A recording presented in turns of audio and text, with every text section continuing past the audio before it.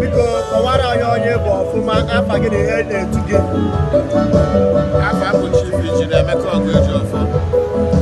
Ebuwechukwuzo Abatete, Chiozochukwu Abatete. Ndewo. Biko iwe ike ịgwa anyị ka obi dị gị n'ihe a na-emebe gị tata. Obi dị m mma because a surprise party agbara ụlọ ga-adị otu a. Anyị si ọka anata. Emeka na-arụ ọchị m bịaba.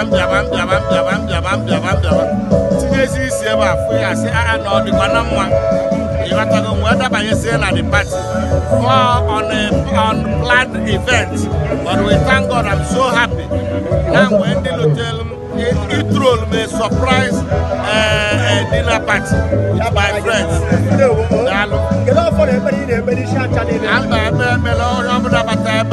God God bless all you endlessly. Good health, good life.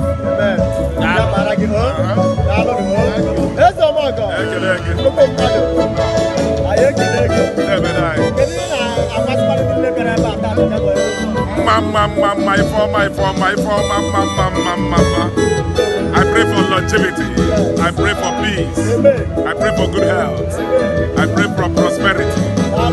The most important thing, good health. Makada oya dendo. Where you need it. Thank you. Thank you.